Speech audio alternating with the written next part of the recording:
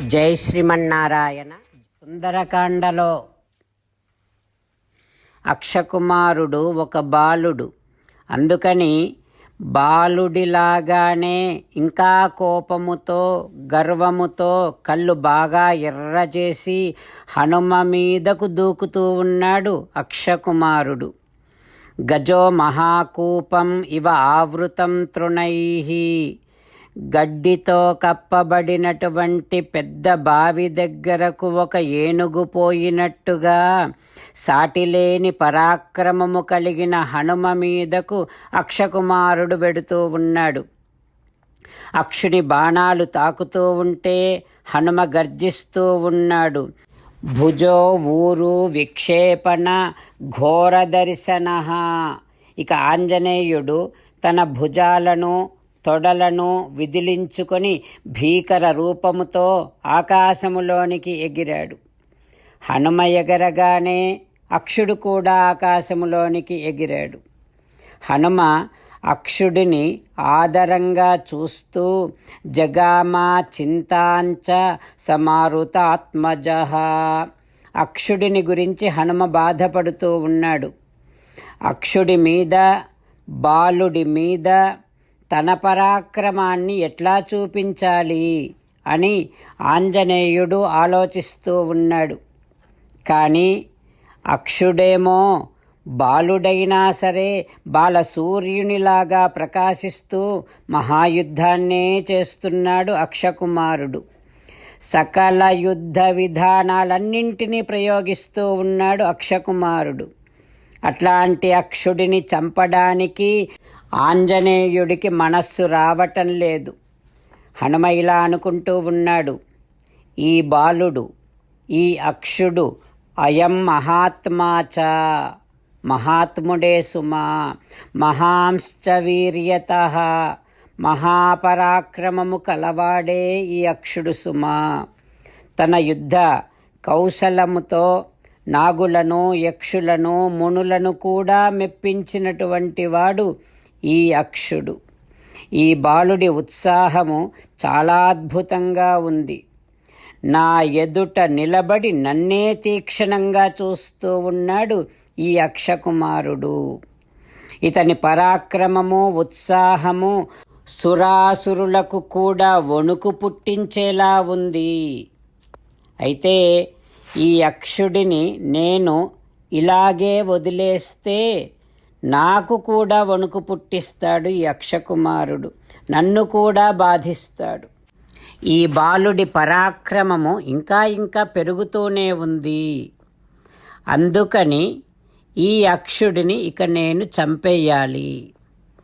అగ్ని పెరుగుతూ ఉంటే ఎట్లా ఉపేక్షించకూడదో అట్లాగే నేను కూడా ఇప్పుడు ఇక ఉపేక్షించకూడదు అని హనుమ నిర్ణయం చేసుకున్నాడు.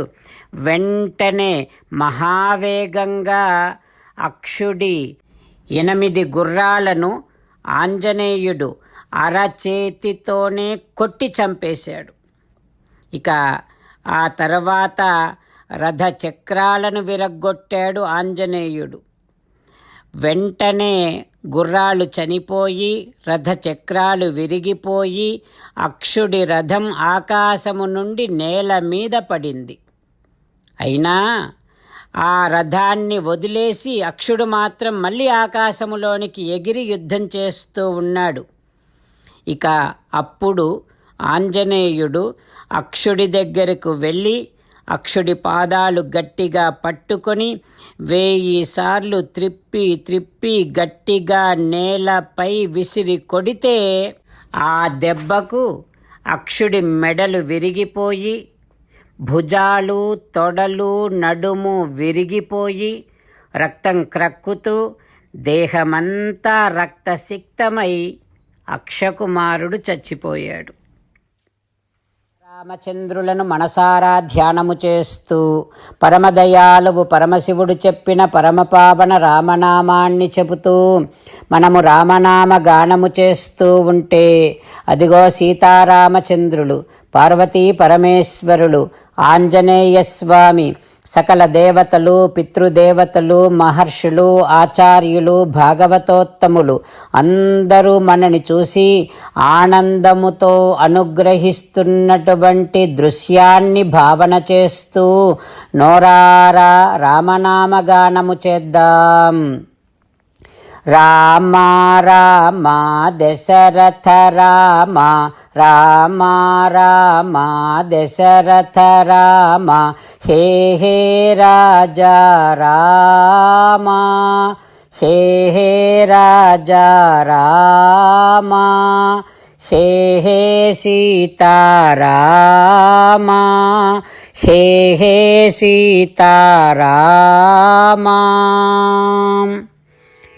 జై శ్రీమన్నారాయణ. భక్తులకు ప్రత్యేకమైనటువంటి విజ్ఞాపన. మీకు అన్ని విషయాలలో వెంటనే మంచి ఫలితాలు రావాలి అనంటే ప్రతిరోజు 1 నిమిషం వెచ్చించి నారాయణాస్త్రాన్ని చదవండి. ఇక మీకు తిరిగే ఉండదు. నారాయణాస్త్రాన్ని పొందడానికి మీరేం చేయాలంటే నారాయణాస్త్రం అనే వెబ్సైట్కి వెళ్ళి మీ పేరు, మీ ఈమెయిల్ ఇస్తే మీ ఈమెయిల్కి నారాయణాస్త్రం PDF వస్తుంది. అందులో ఒక రామాయణ శ్లోకం, ఒక గీతా శ్లోకం, ఒక విష్ణునామం ఉంటాయి. ఆ మూడింటిని కలిపి నారాయణాస్త్రం అంటాం. ప్రతి ఒక్కరికి వేరువేరు శ్లోకాలను ఇస్తున్నాం.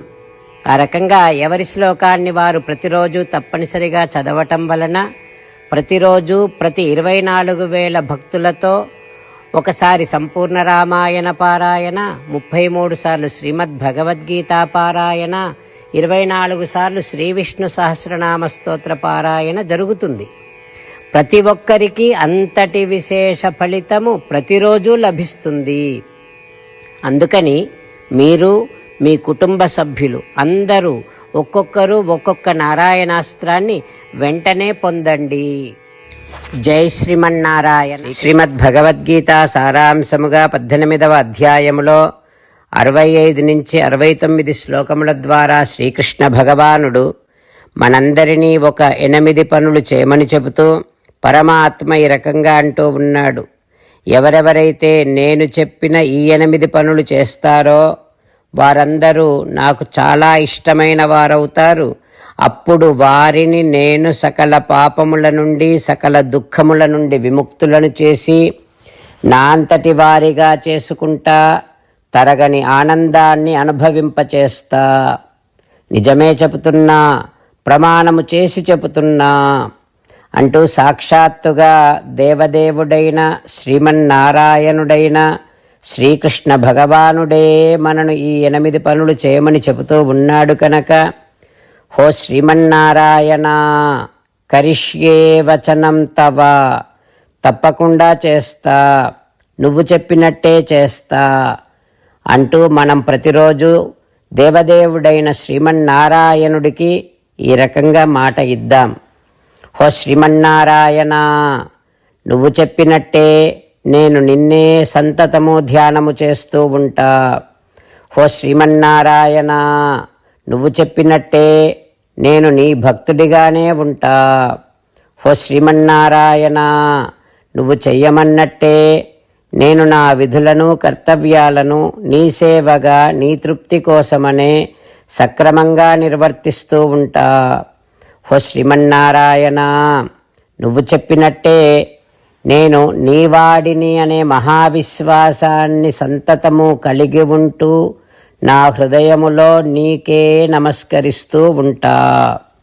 హో శ్రీమన్నారాయణ, మామేకం శరణం వ్రజ, నన్నొక్కడిని మాత్రమే శరణు వేడుకో అని నువ్వే అన్నావు కనుక నేను నిన్ను ఒక్కడిని మాత్రమే శరణు వేడుకుంటా.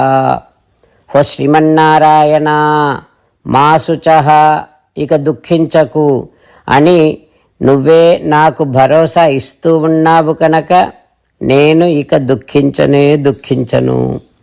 హో శ్రీమన్నారాయణ, నువ్వు చెప్పినట్టే నువ్వు నా కోసమని చెప్పిన శ్రీమద్భగవద్గీతను ఎప్పుడో ఒక్కసారి కాకుండా ప్రతిరోజు కనీసం 1 శ్లోకాన్నైనా అనుసంధానము చేస్తూ గీతోపదేశాన్ని జ్ఞాపకం చేసుకుంటూ ఉంటా.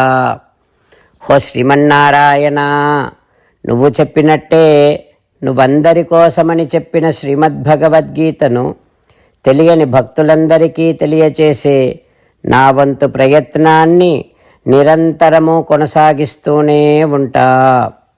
ఓ శ్రీమన్నారాయణ, నేను నువ్వు చెప్పినట్టే చేస్తా, నీకు నచ్చినట్టే ప్రవర్తిస్తా, నీకోసమే పని చేస్తూ ఉంటా. కరిష్యే వచనం తవ. సర్వం శ్రీకృష్ణార్పణమస్తు. జై శ్రీమన్నారాయణ.